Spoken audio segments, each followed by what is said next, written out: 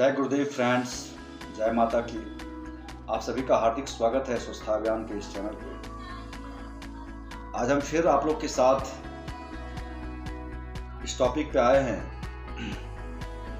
और हम आज बात करेंगे सेल्स के ऊपर। हमारे शरीर की जो व्यवस्था है, जो मैनेजमेंट्स है, वो शक्तियाँ कैसे देखती है और कैसे वो पूरा होता है।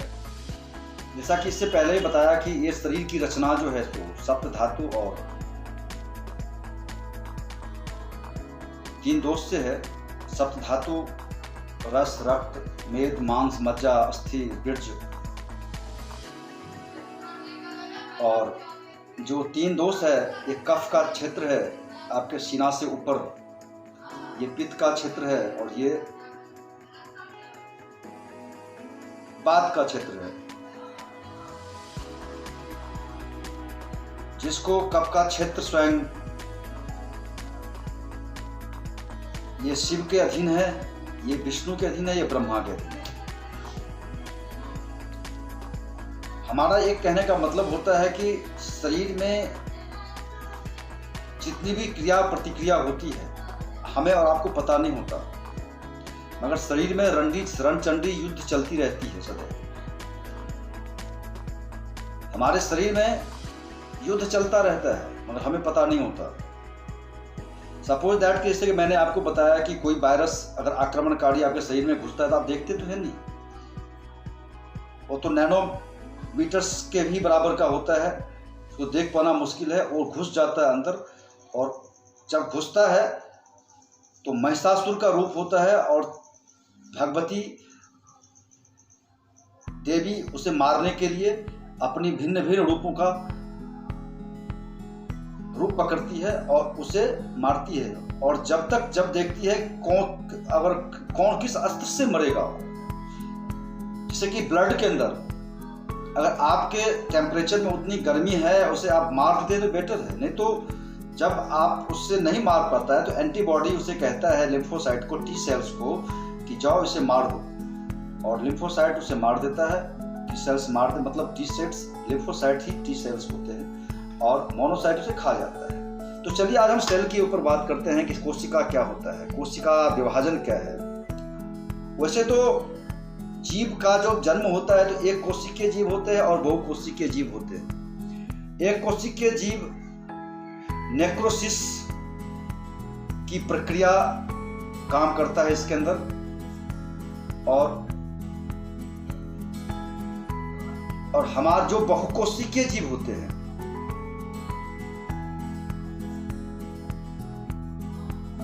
उसके अंदर एपोप्टोसिस जो प्रक्रिया काम करती है, जो कोशिका का संवर्धन, प्रतिरक्षा प्रणाली और पोषण का काम करती है। ये एक मैनेजमेंट जो भीतर बैठी हुई है जिसे आप नहीं देखते, क्योंकि जब युद्ध चलता रहता है शरीर के अंदर में, जैसा कि मैंने कहा कि रणचंडी युद्ध चलती है, तो साइंटिफिक एविडेंस आपके पास है, आप पढ़ते हैं कि तत्क्षण हर एक सेकंड लाखों कोशिका आपके शरीर में मरती है और लाखों कोशिका जन्म लेती है। ये एक मैनेजमेंट के तहत है, सोची समझी मैनेजमेंट के तहत वो मारा जाता है। एक कोशिका दूसरी कोशिका के लिए जन्म लेने के लिए जन्म में प्राण को आहुति देती है। अगर मैं इसे ब्रह्मांड कहा है शास्त्र ने कि जेते पिंड तेते ब्रह्मांड, तो इसका यही मतलब है कि कोशिका ही जीव है, क्योंकि एक दूसरों से बात करती है। कोशिकाएं आप रिसर्च कीजिए, आप पढ़िए, तब पता चलेगा आपको। जो सेल्स हैं आपके पास एक दूसरे से कॉन्फ्रेंस करती है, एक दूसरे से कन्वर्सेशन करती है कि किसको कहाँ की जरूरत है, किसको मारना है, कहाँ पे कैसे, और कहाँ क्या शरीर की रचना के लिए, इस शरीर ब्रह्मांड को जीवंत रखने के लिए, इसको सुचारू ढंग से चलाने के लिए हमें कैसे रखना है।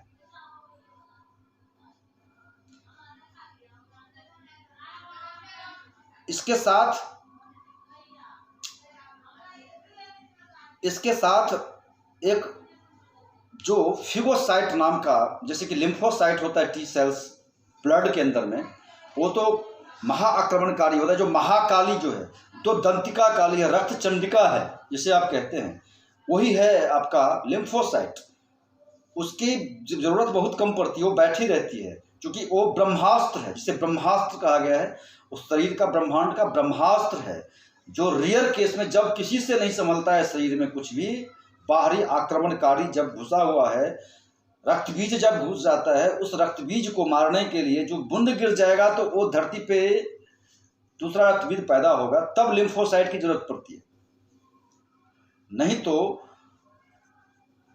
शरीर की टेम्परेचर्स आपका काम कर देता है, जितना टेम्परेचर बढ़ा के उस शरीर को मार देता है, उस वायरस को। अगर नहीं मारता है तब फिर उस ब्लड की, उस लिम्फोसाइट की जरूरत पड़ती है। व्हाइट सेल भेजता है, जाओ उसको पकड़ो, मार दो, और मोनोसाइट उसे, चूंकि रह भी जाएगा तो वो भी गंध करेगा और कई सारी व्यवस्थाएं को चरमरा देगा शरीर के अंदर, इसीलिए उसको सफाई भी चाहिए। उसका निगम पार्षद का भी एक बहुत बड़ा जगह है शरीर के अंदर में, निगम का क्षेत्र होता है मोनोसाइट, जिसको सफाई कर देता है। उसी प्रकार फिगोसाइट्स जो है सो सेल्स के अंदर में ऑलरेडी काम करती है। वो कैसे करती है देखिए, कोशिकाएं दो तरह से मरती है। फर्स्ट तो मरती है नेचुरल तौर पे, जो एक मैनेजमेंट के तहत है, ब्रह्मा के सृष्टि के अनुसार है, जो सृष्टि को जन्म लेने के, सही ढंग से हरा भरा रखने के लिए, स्वस्थ रखने के लिए एक कोशिका दूसरी कोशिका के लिए जान देती है,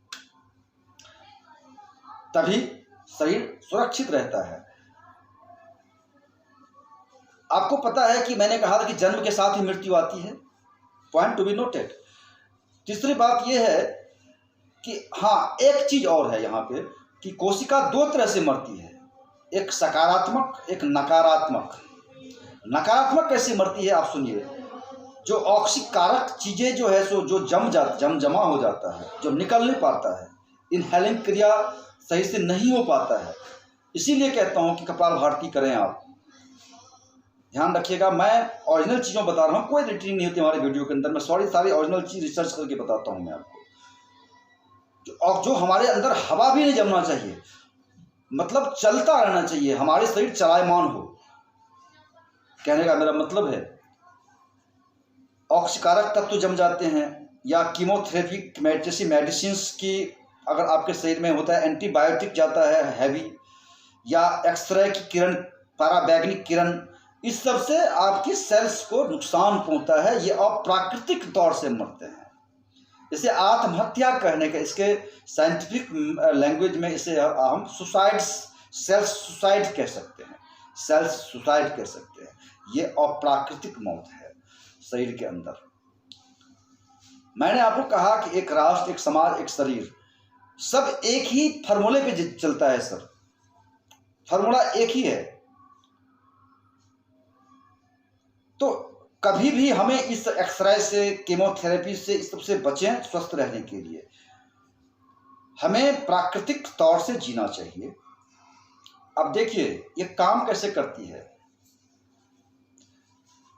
एपोप्टोसिस की क्रिया जो होती है, मैंने कहा कि संवर्धन, प्रतिरक्षा प्रणाली और जीवन चलाने की प्रणाली को सही ढंग से सुचारू रखती है। जब बच्चे भ्रूण अवस्था में जीव शरीर धारण करता है मां के गर्भ में आके, और नर और मादा के शुक्राणु के अकॉर्डिंग उस जीव को बनना है, स्त्रीलिंग बनना है, पुल्लिंग बनना है। क्योंकि शुक्राणु की जो बात करते हैं तो लोग कहता है कि बच्चे नहीं होते, लोग कहता है कि बेटियां नहीं। अरे आप जो चाहोगे वो होगा, जो चाहोगे वो होगा, पॉइंट टू बी नोटेड। अगर साइंस यहाँ नहीं पहुंच पाई तो मैं बताता हूं आपको, इसकी भी मेथड है, विद्या है। शुक्राणु की ताकत ही आपकी वर्चस्व करती है। ये दुनिया वर्चस्व का है, जिसकी लाठी उसकी भैंस। रणचंडी युद्ध जो होता है शरीर के अंदर, इस ब्रह्मांड के अंदर, इसका यही एक उदाहरण है। अगर आपका शुक्राणु, जब हम सेक्सुअल रिलेशन में जाते हैं, उस समय का माहौल, उस समय का एटमॉस्फेयर हमारे संतान की उत्पत्ति के लिए जिम्मेवार होता है कि जब हम सेक्स करते हैं तो औरत और मर्द के जो शुक्राणु होता है और अंडाशय होता है उसके अंदर फाइट जब होता है ओवरी के अंदर, जब यूट्रस से यूबरी के अंदर जाता है उस समय आधा शुक्राणु अगर कमजोर होते हैं वहीं मर जाते हैं जाते जाते, क्योंकि उसकी टेम्परेचर्स को देखना पड़ता है। क्योंकि औरत के जो यूट्रस का टेम्परेचर होता है वो ज़्यादा होता है और मर्द के सीमेंस का टेम्परेचर वो अगर 15 डिग्री से ज़्यादा हो जाता है 20 डिग्री को, उसको फिर ताकत लगाना पड़ता है। अगर वो ताकतवर नहीं होता तो वो मर जाता है ओवरी में जाने से पहले। ध्यान रखिएगा इस चीज़ को। इसीलिए आपका अगर शुक्राणु ज़्यादा रह गया तो बेटे का संभावना होता है, और अगर ओवरी में औरत का अंडाशय का ये हो जाता है तो बेटियों की वर्चस्व हो जाती है। तो इसकी जो प्रणाली है, जब बच्चे 6 सप्ताह तक ओवरी में अंडाशय में जाके पिंड रहता है तो पिंड से जब वो सांचा बनता है तो उसमें उसका मेन रोल जो है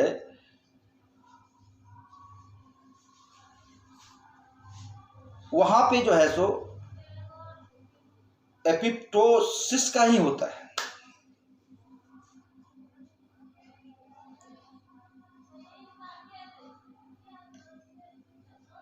एपिप्टोसिस का काम है कि आप झिल्ली है बना हुआ तो उसको हाथ बनाना, हाथ ऐसे ही होता है 6 सप्ताह तक जुड़े होते हैं, उसके बीच की जो झिल्लियां होती है उसको साफ करके उसको उस कोशिका को जो है सो उसके अंदर मर्ज कर देना और धीरे धीरे फिर उंगली को फ्री करना। जो तंत्रिका बनती है, जो मस्तक की जो नर्वस सिस्टम्स है, जो तंत्रिका जब तैयार होती है उस पोजीशन में एक दूसरे से तंत्रिकाएं जुड़ी होती है।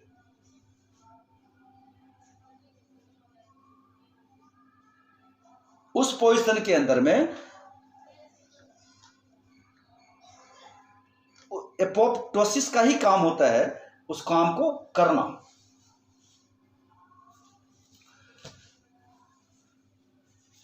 हम इस चीज को समझने के लिए अपने विज्ञान को समझना छोड़ देते हैं और हम जो है सो अपनी जो है सो सिस्टम को खराब कर लेते हैं, जिसका परिणाम क्या होता है, बहुत सारे रोग और जड़ता के शरीर में हमारा जो है सो शरीर चपेट में आ जाता है।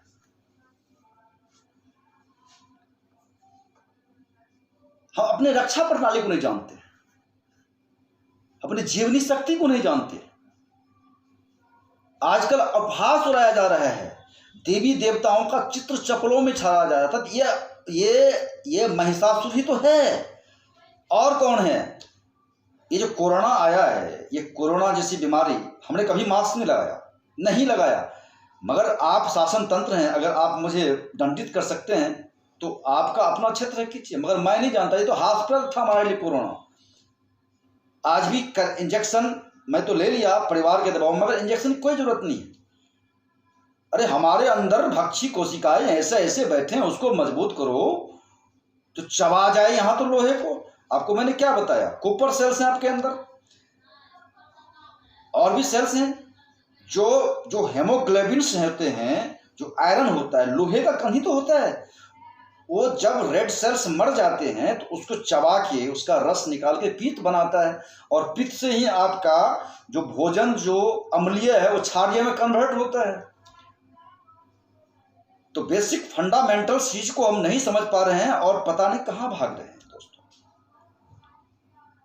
तो हमने सेल्स के बारे में बताया। फ्रीगोसाइट का मुंह ऐसे ही होता है, वो पूरे कोशिका को निगल लेता है। सेल्स को जब वो सेल्स को मरता है तो होता क्या है, दो तरह से। निक्रोसिस का जो सेल्स जब मरता है तो उसमें वो पावर नहीं होता।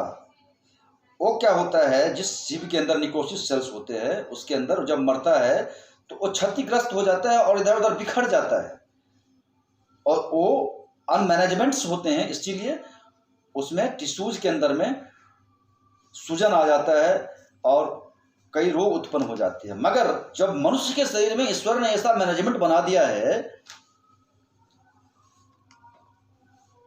एपोप्टोसिस का ये क्रिया होता है, वो क्या होता है, जब सेल मरते हैं तो सेल सिकुड़ जाते हैं, और सिकुड़ने के बाद उसमें एक जैविक क्रिया होती है, रासायनिक क्रिया होती है, और उसमें ऊपर में फुंदी टाइप से लग जाती है, जिससे फिगोसाइट को ये पता चलता है कि इसे अब निगल लेना है।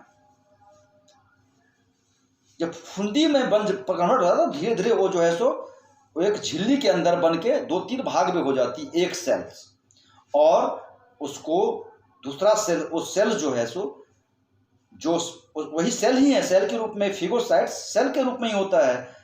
तो एक सेल अगर मर गया तो उसको निकलेगा कैसे हो, तो उस क्रिया से सिकुड़ने के बाद फिर भी वो 3-4 भाग में बंट जाता है, और फिगोसाइट उसे एक एक करके निगल लेता है और चट कर जाता है, सफाई कर देता है। वहां कोई जर्म नहीं, जीवाणु नहीं बचता, और वो बिल्कुल ही सुरक्षित रहता है।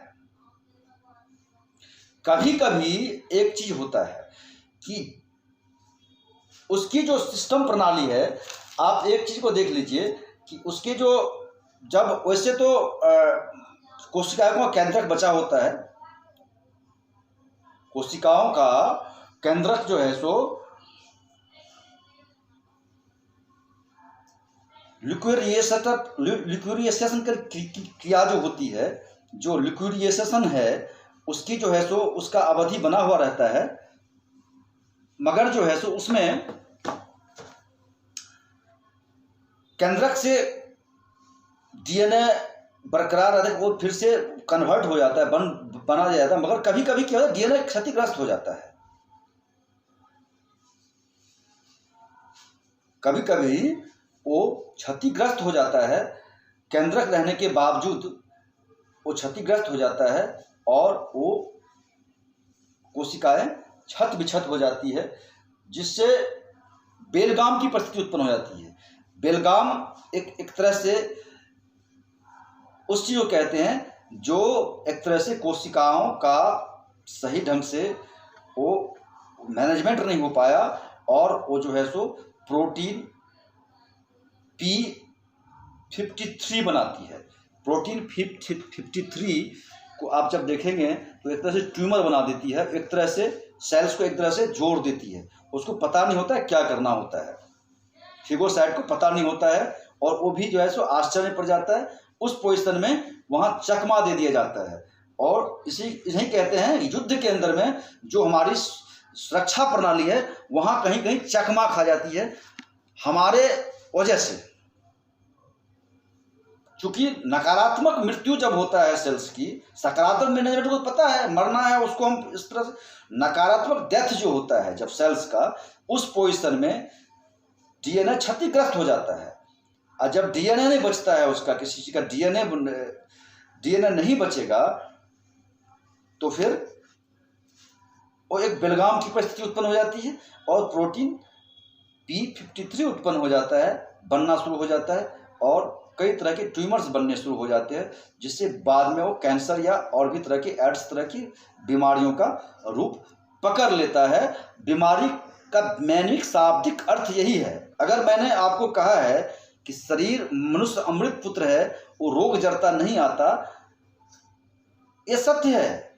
इस फॉर्मूले से आपको पता चल गया होगा कि वाकई रोग जड़ता नहीं आता, बट आप अपनी गलती से इस चीज को उत्पन्न कर लेते हैं। प्रोटीन, ध्यान रखिएगा, प्रोटीन P53 जब शरीर में उत्पन्न होता है तो वही बड़े भयंकर रोगों का कारण बन जाता है। ट्यूमर बनना, ट्यूमर से कैंसर बनना, या एड्स की बात, इस तरह की बातें आपके शरीर में क्रिया प्रतिक्रिया होता है।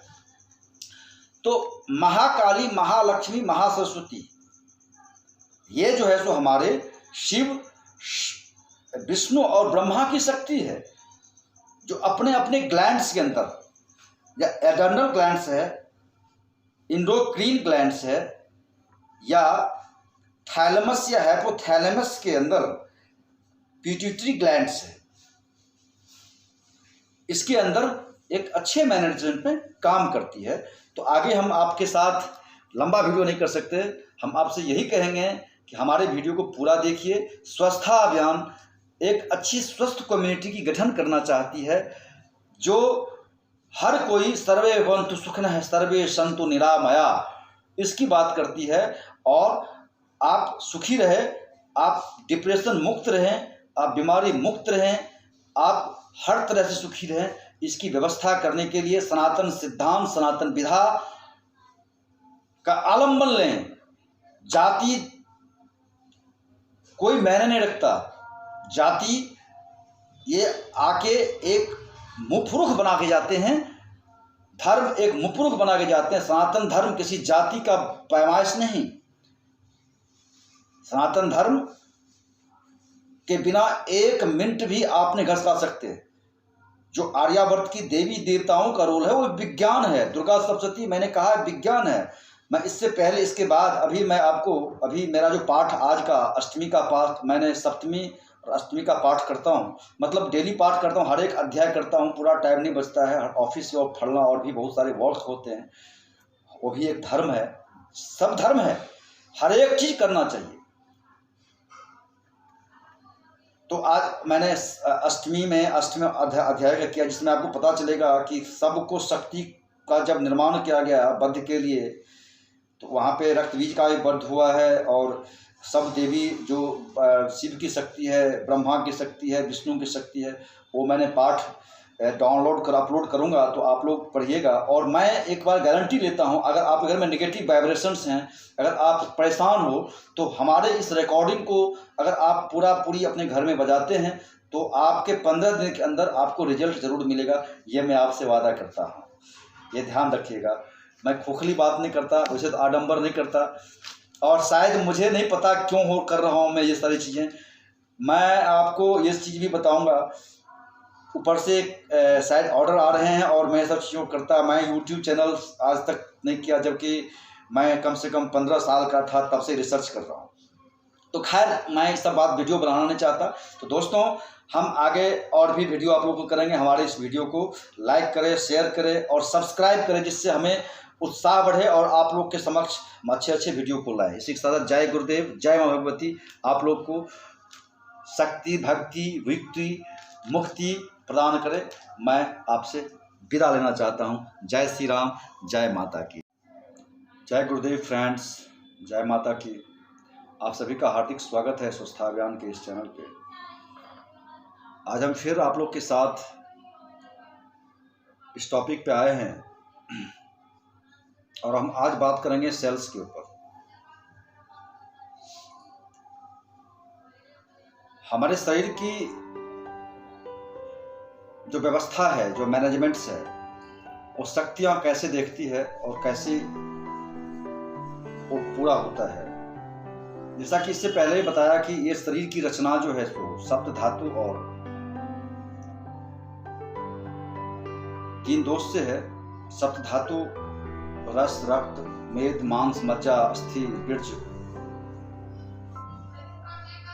और जो 3 दोष है, ये कफ का क्षेत्र है आपके सीना से ऊपर, ये पित्त का क्षेत्र है, और ये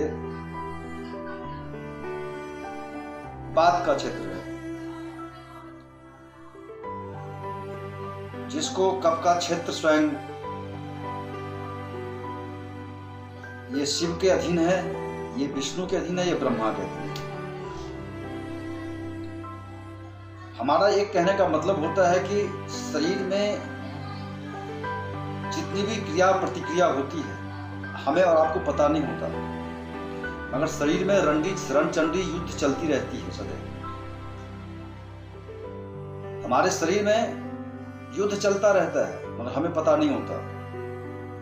सपोज दैट कि जैसे कि मैंने आपको बताया कि कोई वायरस अगर आक्रमणकारी आपके शरीर में घुसता है तो आप देखते तो है नहीं, वो तो नैनोमीटर्स के भी बराबर का होता है, उसको देख पाना मुश्किल है। वो घुस जाता है अंदर, और जब घुसता है तो महिषासुर का रूप होता है, और भगवती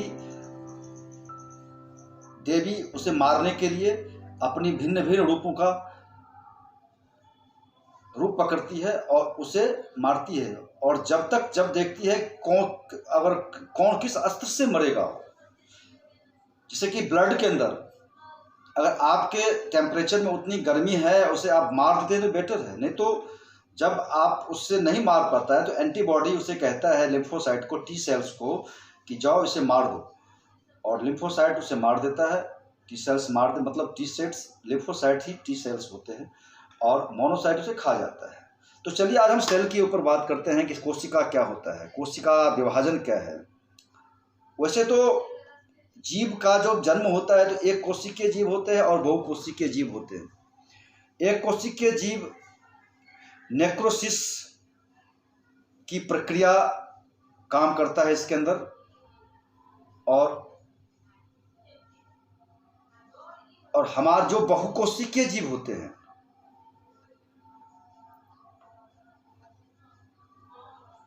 उसके अंदर एपोप्टोसिस जो प्रक्रिया काम करती है, जो कोशिका का संवर्धन, प्रतिरक्षा प्रणाली और पोषण का काम करती है।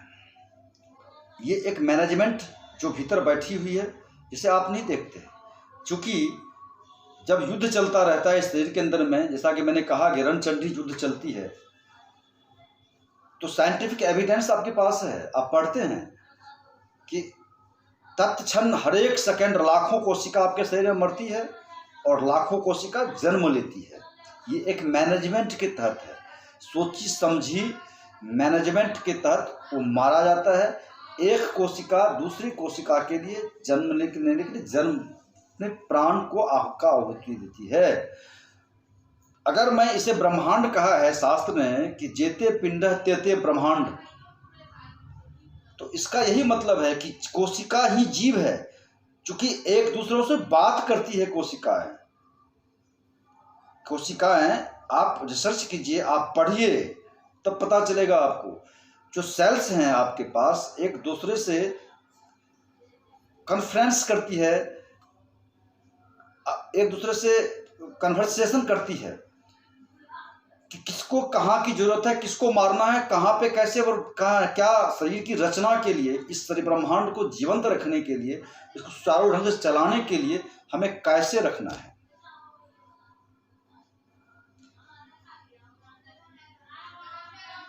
इसके साथ एक जो फिगोसाइट नाम का, जैसे कि लिम्फोसाइट होता है टी सेल्स ब्लड के अंदर में, वो तो महाआक्रमणकारी होता है। जो महाकाली जो है, तो दंतिका काली है, रक्त चंडिका है जिसे आप कहते हैं, वही है आपका लिम्फोसाइट। उसकी जरूरत बहुत कम पड़ती है, वो बैठी रहती है, क्योंकि वो ब्रह्मास्त्र है, जिसे ब्रह्मास्त्र कहा गया है। उस शरीर का, ब्रह्मांड का ब्रह्मास्त्र है, जो रियर केस में जब किसी से नहीं संभलता है शरीर में कुछ भी, बाहरी आक्रमणकारी जब घुसा हुआ है, रक्त बीज जब घुस जाता है, उस रक्त बीज को मारने के लिए जो बूंद गिर जाएगा तो वो धरती पे दूसरा रक्त बीज पैदा होगा, तब लिम्फोसाइट की जरूरत पड़ती है। नहीं तो शरीर की टेम्परेचर्स आपका काम कर देता है, जितना टेम्परेचर बढ़ा के उस शरीर को मार देता है, उस वायरस को। अगर नहीं मारता है तब फिर उस ब्लड की, उस लिम्फोसाइट की जरूरत पड़ती है। व्हाइट सेल भेजता है, जाओ उसको पकड़ो, मार दो, और मोनोसाइट उसे, क्योंकि रह भी जाएगा तो वो भी गंध करेगा और कई सारी व्यवस्थाएं को चरमरा देगा शरीर के अंदर, इसीलिए उसको सफाई भी चाहिए। उसका निगम पार्षद का भी एक बहुत बड़ा जगह है शरीर के अंदर में, निगम का क्षेत्र होता है मोनोसाइट, जिसको सफाई कर देता है। उसी प्रकार फिगोसाइट्स जो है सो सेल्स के अंदर में ऑलरेडी काम करती है। वो कैसे करती है देखिए, कोशिकाएं दो तरह से मरती है। फर्स्ट तो मरती है नेचुरल तौर पे, जो एक मैनेजमेंट के तहत है, ब्रह्मा के सृष्टि के अनुसार है, जो सृष्टि को जन्म लेने के सही ढंग से हरा भरा रखने के लिए, स्वस्थ रखने के लिए एक कोशिका दूसरी कोशिका के लिए जान देती है, तभी शरीर सुरक्षित रहता है। आपको पता है कि मैंने कहा था कि जन्म के साथ ही मृत्यु आती है, पॉइंट टू बी नोटेड। तीसरी बात यह है कि हाँ, एक चीज और है यहाँ पे कि कोशिका दो तरह से मरती है, एक सकारात्मक, एक नकारात्मक। नकारात्मक कैसे मरती है आप सुनिए। जो ऑक्सीकारक चीजें जो है सो जो जमा हो जाता है, जो निकल नहीं पाता है, इनहेलिंग क्रिया सही से नहीं हो पाता है, इसीलिए कहता हूँ कि कपालभाति करें आप। ध्यान रखिएगा, मैं ओरिजिनल चीज़ों बता रहा हूँ, कोई एडिटिंग नहीं होती हमारे वीडियो के अंदर। मैं सारी ओरिजिनल चीज़ रिसर्च करके बताता हूँ मैं आपको। और जो हमारे अंदर हवा भी नहीं जमना चाहिए, मतलब चलता रहना चाहिए, हमारे शरीर चलायमान हो, कहने का मेरा मतलब है। ऑक्सीकारक तत्व जम जाते हैं, या कीमोथेरेपी जैसी मेडिसिन की अगर आपके शरीर में होता है, एंटीबायोटिक जाता है हैवी, या एक्सरे की किरण, पराबैंगनी किरण, इस सब से आपकी सेल्स को नुकसान पहुंचता है। ये अप्राकृतिक तौर से मरते हैं। इसे आत्महत्या कहने का, इसके साइंटिफिक लैंग्वेज में इसे हम सुसाइड, सेल्फ सुसाइड कह सकते हैं, सेल्फ सुसाइड कह सकते हैं। ये अप्राकृतिक मौत है शरीर के अंदर। मैंने आपको कहा कि एक राष्ट्र, एक समाज, एक शरीर, सब एक ही फॉर्मूले पे चलता है सर, फॉर्मूला एक ही है। तो कभी भी हमें इस एक्सरे से, कीमोथेरेपी से, इस सब से बचें। स्वस्थ रहने के लिए हमें प्राकृतिक तौर से जीना चाहिए। अब देखिए ये काम कैसे करती है। एपोप्टोसिस की क्रिया जो होती है, मैंने कहा कि संवर्धन, प्रतिरक्षा प्रणाली और जीवन चलाने की प्रणाली को सही ढंग से सुचारू रखती है। जब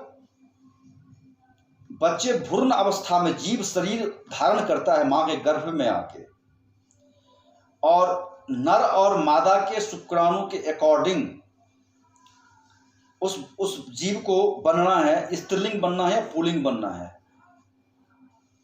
क्योंकि शुक्राणु की जो बात करते हैं तो लोग कहता है कि बच्चे नहीं होते, लोग कहता है कि बेटियां नहीं। अरे आप जो चाहोगे वो होगा, जो चाहोगे वो होगा। Point to be noted. अगर साइंस यहां नहीं पहुंच पाई तो मैं बताता हूं आपको, इसकी भी मेथड है, विद्या है। शुक्राणु की ताकत ही आपकी वर्चस्व करती है। ये दुनिया वर्चस्व का है, जिसकी लाठी उसकी भैंस। रणचंडी युद्ध जो होता है शरीर के अंदर, इस ब्रह्मांड के अंदर, इसका यही एक उदाहरण है। अगर आपका शुक्राणु, जब हम सेक्सुअल रिलेशन में जाते हैं, उस समय का माहौल, उस समय का एटमॉस्फेयर हमारे संतान की उत्पत्ति के लिए जिम्मेवार होता है। कि जब हम सेक्स करते हैं तो औरत और मर्द के जो शुक्राणु होता है और अंडाशय होता है, उसके अंदर फाइट जब होता है ओवरी के अंदर,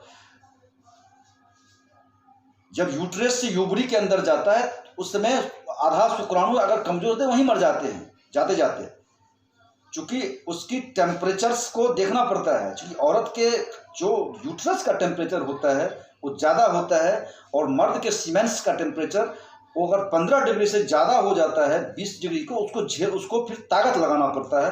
अगर वो ताकतवर नहीं होता तो वो मर जाता है ओवरी में जाने से पहले। ध्यान रखिएगा इस चीज़ को। इसीलिए आपका अगर शुक्राणु ज़्यादा रह गया तो बेटे का संभावना होता है, और अगर ओवरी में औरत का अंडाशय का ये हो जाता है तो बेटियों की वर्चस्व हो जाती है। तो इसकी जो प्रणाली है, जब बच्चे 6 सप्ताह तक ओवरी में, अंडाशय में जाके पिंड रहता है, तो पिंड से जब वो सांचा बनता है तो उसमें उसका मेन रोल जो है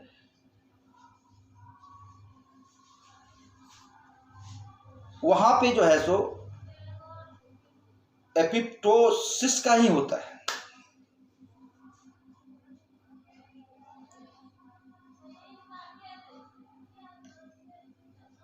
एपिप्टोसिस का काम है कि आप झिल्ली है बना हुआ तो उसको हाथ बनाना। हाथ ऐसे ही होता है, 6 सप्ताह तक जुड़े होते हैं। उसके बीच की जो झिल्लियां होती है उसको साफ करके उसको, उस कोशिका को जो है सो उसके अंदर मर्ज कर देना, और धीरे धीरे फिर उंगली को फ्री करना। जो तंत्रिका बनती है, जो मस्तक की जो नर्वस सिस्टम्स है, जो तंत्रिका जब तैयार होती है, उस पोजीशन में एक दूसरे से तंत्रिकाएं जुड़ी होती है।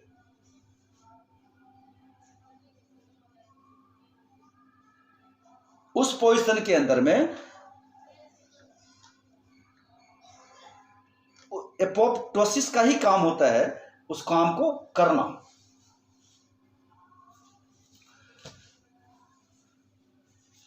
हम इस चीज को समझने के लिए अपने विज्ञान को समझना छोड़ देते हैं और हम जो है सो अपनी जो है सो सिस्टम को खराब कर लेते हैं, जिसका परिणाम क्या होता है, बहुत सारे रोग और जड़ता के शरीर में हमारा जो है सो शरीर चपेट में आ जाता है।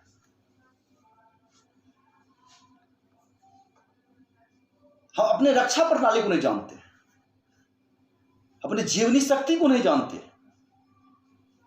आजकल अभ्यास उड़ाया जा रहा है, देवी देवताओं का चित्र चप्पलों में छाया जा रहा था।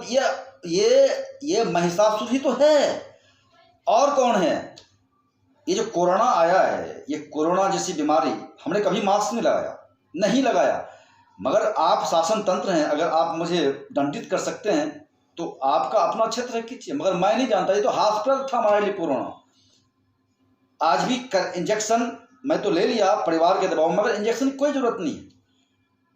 अरे हमारे अंदर भक्षी कोशिकाएं ऐसे ऐसे बैठे हैं, उसको मजबूत करो तो चबा जाए यहाँ तो लोहे को। आपको मैंने क्या बताया, कॉपर सेल्स हैं आपके अंदर, और भी सेल्स हैं जो हेमोग्लोबिन्स होते हैं, जो आयरन होता है, लोहे का कण ही तो होता है। वो जब रेड सेल्स मर जाते हैं तो उसको चबा के उसका रस निकाल के पित्त बनाता है, और पित्त से ही आपका जो भोजन जो अम्लीय है वो क्षारीय में कन्वर्ट होता है।